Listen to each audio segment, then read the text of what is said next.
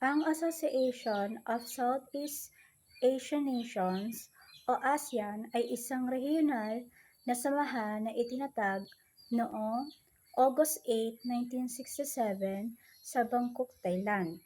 Ang 5 pangunahing mga bansa na nagtatag nito ay ang Indonesia, Malaysia, Philippines, Singapore at Thailand. Ang pangunahing layunin ng ASEAN ay ang isulong ang paglago ng ekonomiya, pag-unlad ng lipunan at pagsulong ng kultura sa rehiyon.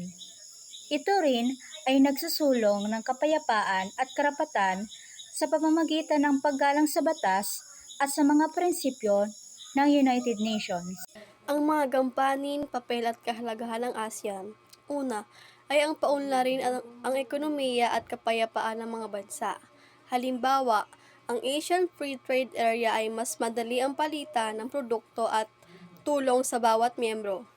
Pangalawa, ang papel ng ASEAN ay maging tulay sa pagtutulungan ng mga bansa.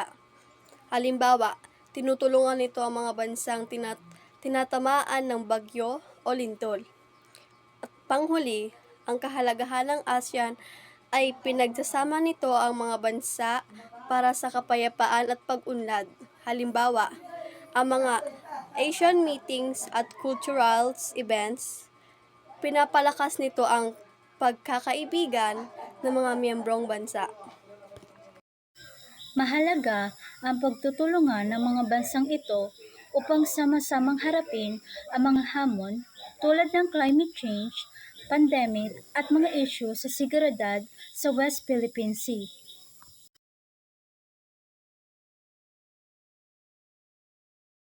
North Atlantic Treaty Organization or NATO. North Atlantic Treaty Organization or NATO is also called North Atlantic Alliance. It's an intergovernmental military alliance. So if you say intergovernmental, this is a cooperation or agreement between two or more countries. NATO has 32 member states, 30 in Europe and 2 in North America. NATO is founded in the aftermath of World War II. It was established in the signing off of North Atlantic Treaty in 1949. The organization serves the collective security, so whereby it's an independent member states that agree to mutual defense in response to an attack by external party.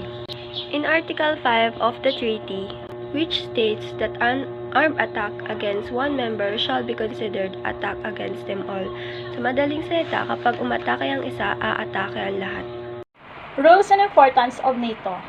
First is collective defense, crisis prevention and management, cooperative security. Ibig pong sabihin, kapag inatake ang isang kasapi ng NATO, lahat ng ibang miyembro ay kikilos bilang tugon. Maaaring sa pamamagitan ng paggamit ng armadong lakas o iba pang tulong upang mapanumbalik at mapanatili ang seguridad. Second is importance of NATO. Bakit nga ba mahalaga ang isang organisasyon na tulad ng NATO? Mahalaga ito upang dahil dito ay isang sandigan ng mga bansa laban sa digmaan, karahasan at para panatilihin ang kolektibong seguridad at kalayaan ng mga kasaping bansa. Mahalaga din ito upang hadlangan ang agresasyon at itaguyod ang mga demokratikong halaga. For example, is the September 11 attacks, also often colloquially known as 9/11, were four coordinated Islamist terrorist suicide attacks by Al-Qaeda against the United States in 2001. Dito po unang nagamit ang pagpapatupad ng Article 5. Tanging isang beses pa lamang po itong nagagamit or na-active matapos ang terrorist attacks noong September 11, 2001 sa Estados Unidos. Bilang tugon or tulong, sinuportahan ng NATO ang US laban sa terorismo.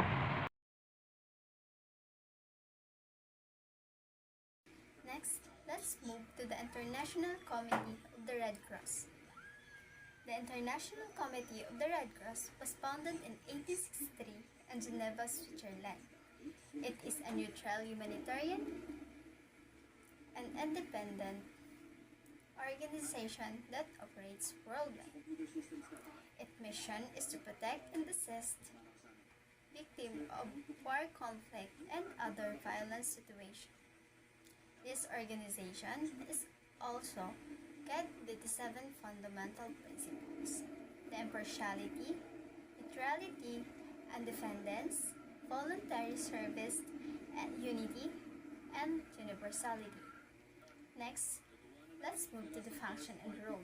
So what is the function of International Committee of the Red Cross? 1 is provide humanitarian aid to victims of war and disasters. 2 ensures protection of civilians and daily needs under Geneva Convention. 3 they offer medical care, food, water, and shelter in conflict zone. Number 4 support family tracing and reunification of those separated by war. Number 5 advocates for international humanitarian law compliance. The next is the importance of the International Committee of the Red Cross. The International Committee of the Red Cross is important because they save lives, they protect civilians, and provide a neutral humanitarian during war and crisis. The example of this is the Syria Civil War 2011 present. During this war, the ICRC, or the International Committee of the Red Cross, provides emergency medical assistance, safe water and food, and help evacuate civilians from daily needs. It also coordinated with government and opposition forces to deliver aid neutrality. In conclusion, the ICRC is a vital humanitarian role by providing and neutral and impartial aid. It is essential in protecting civilians and promoting international humanitarian law, also reducing human suffering. So, in real-world case, like this conflict in Syria, it demonstrates its direct impact on saving lives in time of crisis. We are going to present a report about the World Health Organization. The World Health Organization is a United Nations agency that focuses international public health. It was established in 1948 to help countries work together to improve health and well-being around the world. The World Health Organization is a special agency na focus sa international public health, and na-establish ito noong 1948 para tulungan ang mga bansa na magtulungan para ma-improve ang health ng buong mundo. The unit is different countries and solving problems that cross borders. It sets global health standards, support countries in fighting disease, and provides guidance during health emergencies. The meaning, nagsiset ang World Health Organization ng global health standards, at kapag may biglaang pagkalat ng sakit, emergency, gaya ng COVID-19, ang World Health Organization ang nagbibigay ng mabilis na tulong. So, dahil dito, mas napapabilis ang sharing information and strategies. Globalization, WHO or World Health Organization, that helps nations share medical research, technology, and resources. This make healthcare more connected and accessible worldwide. So, ang ibig sabihin po ng WHO, ginagawa daw po or nagiging instrumento daw po ito para maging mas connected and accessible po yung healthcare sa buong mundo. For example, improving access to healthcare. The WHO works to improve access to healthcare services, particularly for vulnerable populations such as women, children, and marginalized communities. The World Health Organization plays an important role in globalization by bringing nations together to promote health, prevent disease, and respond to global health challenges. Health is shared responsibility in today's interconnected world. So, Pinapakita nito kung paano gumawa ng big rule ang World Health Organization globalization kasi tinutulungan nilang magtulungan ang mga bansa para sa health problems dahil mabilis lang kumalat ang sakit from one country to another country. Mahalaga ang magtulungan ang lahat kaya tinutulungan ng World Health Organization na maging connected at responsible ang bawat bansa. Sa ganitong paraan, nagiging isa ang buong mundo para sa pag-promote ng health at pag-protect sa bawat bansa. For example, during COVID-19 pandemic, ang World Health Organization ay nakipag-work sa iba't ibang bansa para mag-share ng info tungkol sa virus, magbibigay ng vaccine, at maggumawa ng safety rules para sa lahat.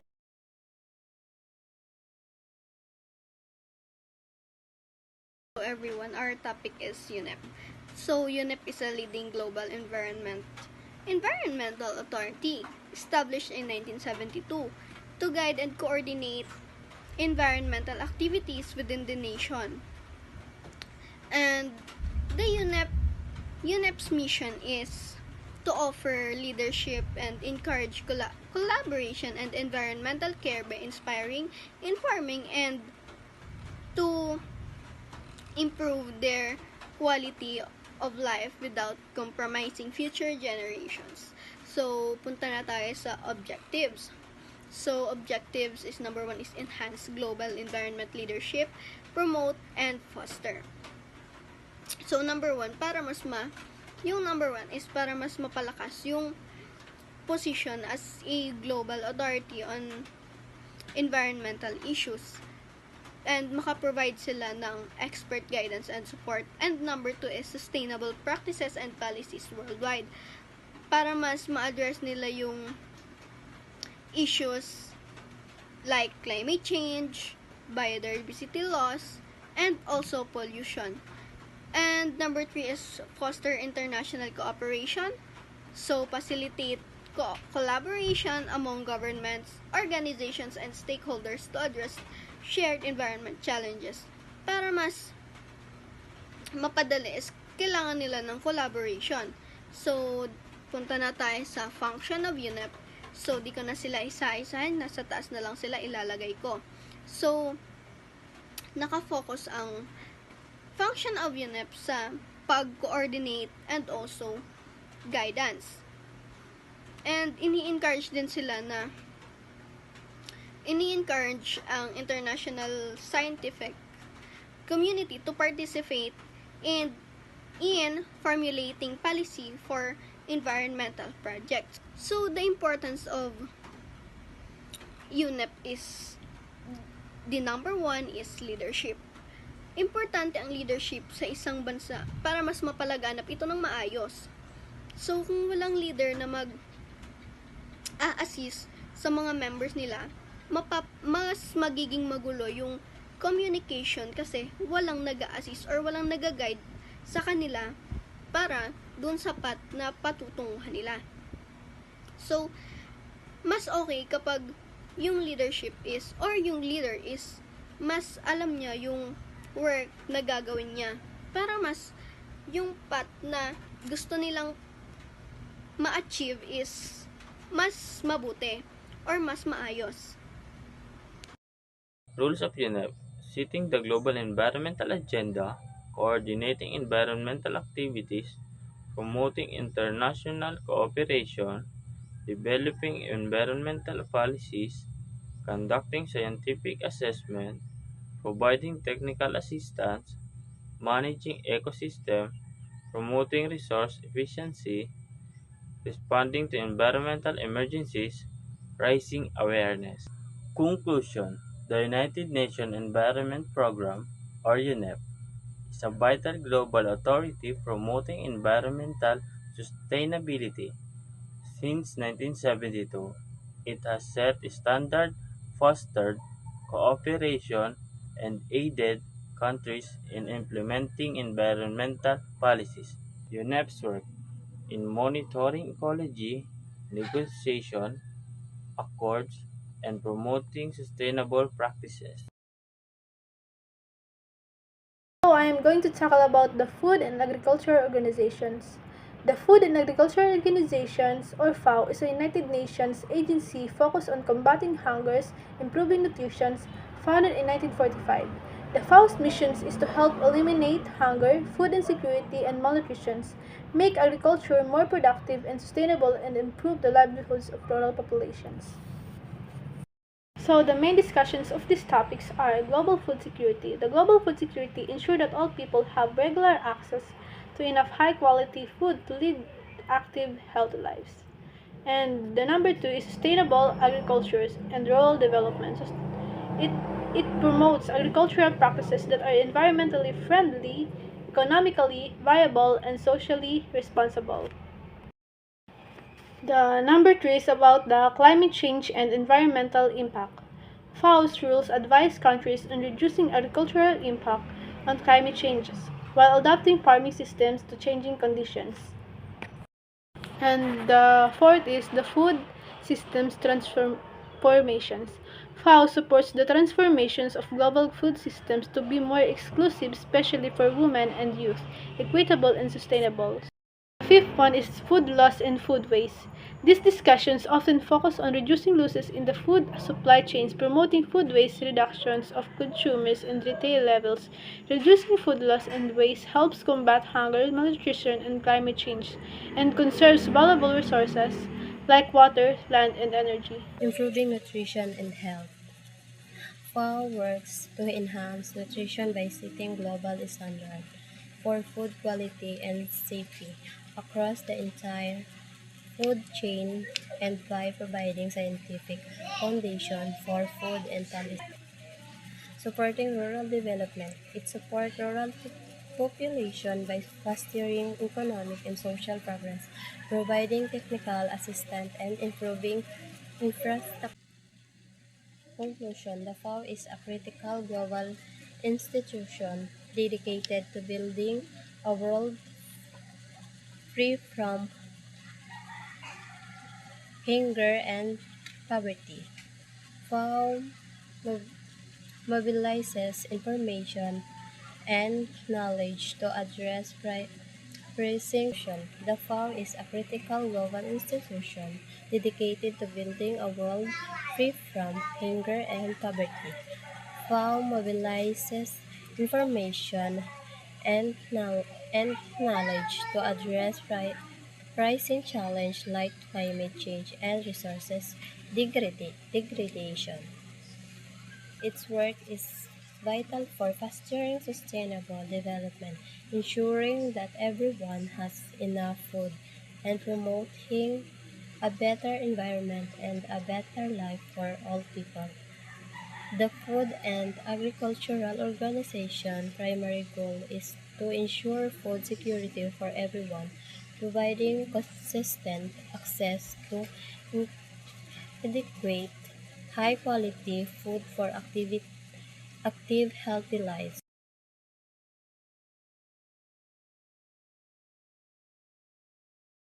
So what is ILO? The International Labour Organization, or ILO, is a specialized agency of the United Nations system which seek the promotion of social justice and internationally recognized human and labor rights. Ang ILO daw po ay isang ahensya ng United Nations na nakatuon sa pagtataguyod ng katarungan sa lipunan, sa karapatang pantao at pagpapabuti ng mga kondisyon sa pagtatrabaho sa buong mundo. And ILO is established by the Treaty of Versailles in 1919 and the first specialized agency of the United Nations in the year 1946. The structure of ILO. The first one is International Labour Conference, the supreme policy making that set international labor standard and grow the policies for the ILO. Ito daw po ang pinakamataas na katawan ng patakaran na nagtatakda ng mga international na pamantayan sa paggawa at malawak na patakaran. The second one is the governing body, the Executive Council of the ILO that makes policy, decision, establish program, and adopts budget. Ito naman daw po ang nagdidesisyon sa patakaran, pagbabudget at iba pa. The third one is International Labour Office, the permanent secretariat that administer the organization, implement activities, and prepare documents under the monitoring of the governing body and the leadership of the Director to General. Ito naman daw po ang permanenteng secretariat na nagmamahala sa samahan at nagpapatupad ng aktibidad. Next is the functions of ILO. First is the Manpower Organization and Vocational Training. So, ano nga ba ito? So, dito is tinutulungan ng ILO ang mga ibang bansa na bumuo ng mga estratehiya sa kanilang mga manggagawa at para mabigyan ng mga programa at pagsasanay upang mapabuti ang kanilang pagsanayan. So, ito ay upang matiyak ang mga manggagawa ay handa para sa mga trabahong available para sa kanilang ekonomiya. Next is migrant workers. So, dito is nagtataguyod para sa mga karapatan ng mga manggagawang migrante na madalas na nahahanap sa mga natatanging hamon. So, dito is nagtatrabaho ito upang matiyak ang mga kanilang akses sa patakarang pantrato, maayos na kondisyon sa trabaho at para maproteksyonan sa lipunan kung saan sila ay nagtatrabaho. Next is women workers. So dito, ang ILO ay nagtataguyod ng pagkapantay-pantay na kasarian sa lugar ng isang trabaho. So dito is nagkatuon ito sa pag-alis ng mga diskriminasyon laban sa mga babae. So upang matiyak na sila ay may pantay na oportunidad, nakatarungang sahod at ligtas ang kapaligiran sa trabaho. Next is child workers. So dito, ang organisasyon ay nakatuon sa paglaban sa child labor na kung saan nagtitiyak ito ang mga bata ay may karapatan sa edukasyon at sipak na kung saan ang makabata na malaya na sa pagsasamantala at ito ay nagtatrabaho ito upang lumikha ng mga pulisya na nagpoprotekta sa mga bata mula sa panganib na trabaho. The rules of ILO.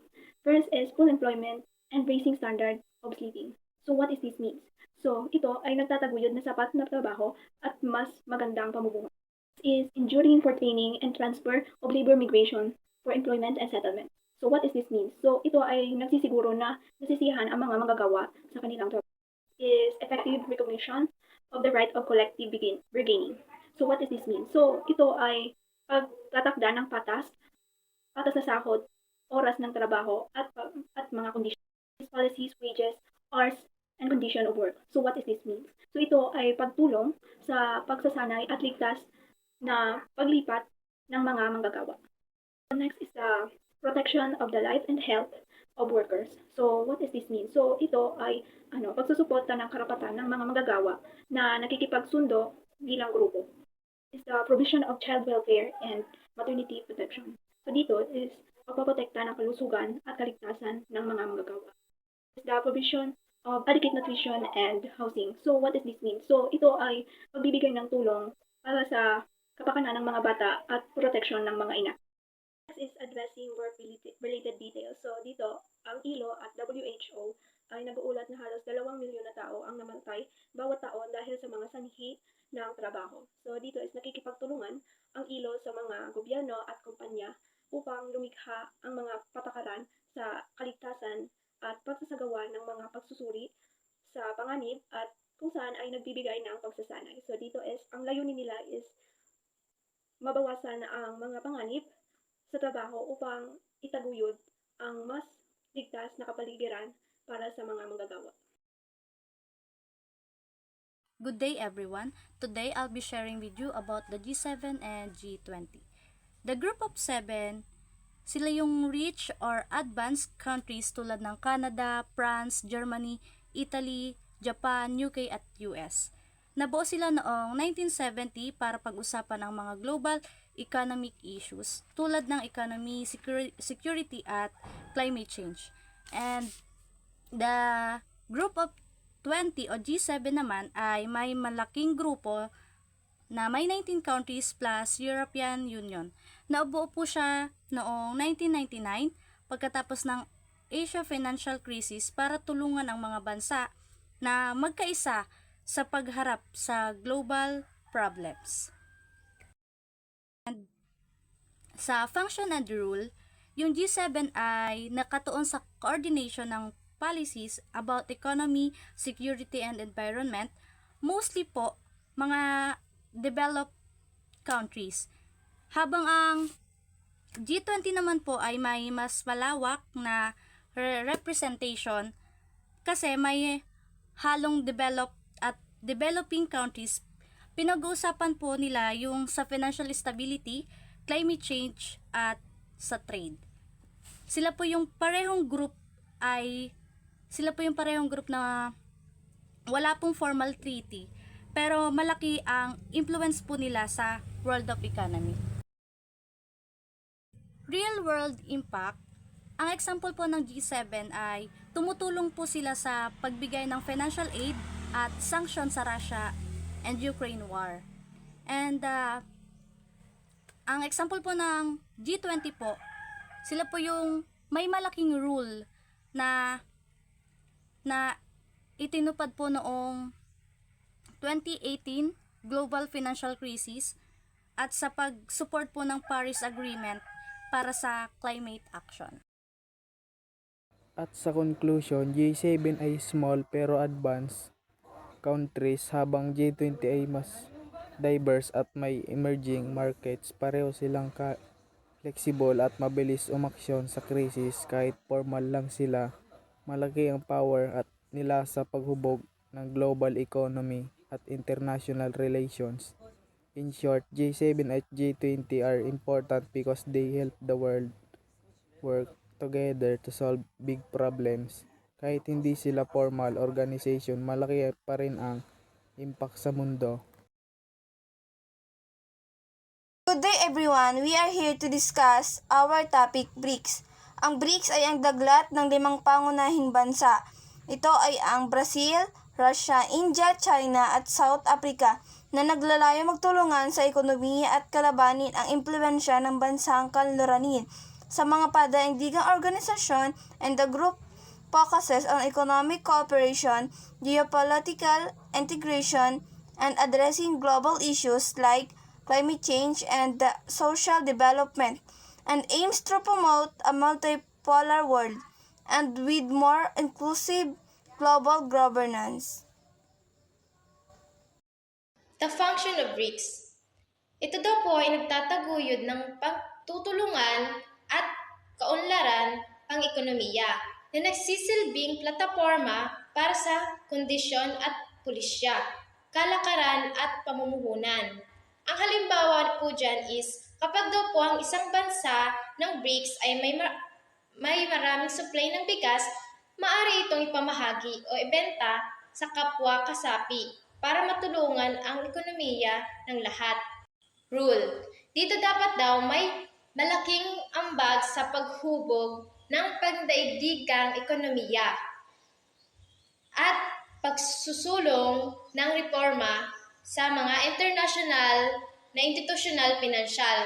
Ang halimbawa po dyan is kung dati daw po ay tanging World Bank lang ang pinagmumulan ng pondo, nagpanukala ang BRICS ng alternatibong bangko para mas maraming bansang may hirap ang matulungan.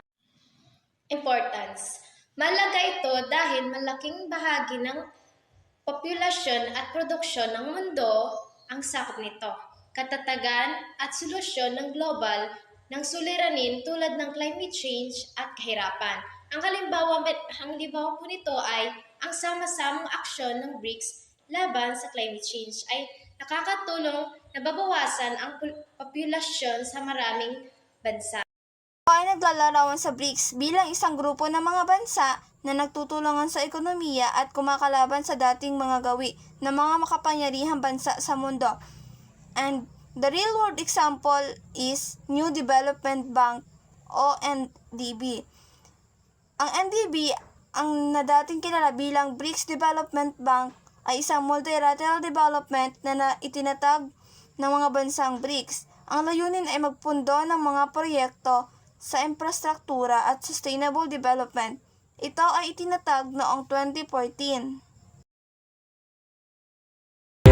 Ang NGO ay nangangahulugan ng non-government organization o organisasyon na hindi pangkalahatan. Ito ay isang organisasyon na hindi bahagi ng gobyerno at hindi kumikita ng pera para sa mga may-ari o shareholder. Ang mga NGO ay maaaring magtrabaho sa iba't ibang antas, mula sa lokal hanggang sa pandaigdigang antas. Sila ay maaaring magbigay ng tulong sa mga komunidad at sa mga manggagawa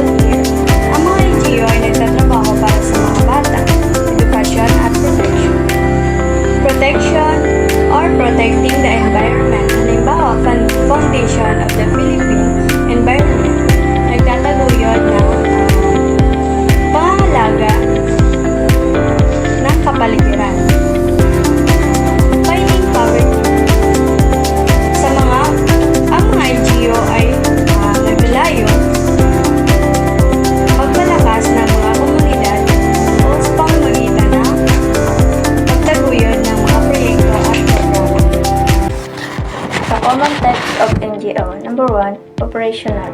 So, sila po yung nagdedesenyo at nagpapatupad ng mga direktang proyekto, halimbawa ng building school at delivering aid para tugunan ang tulong para sa komunidad.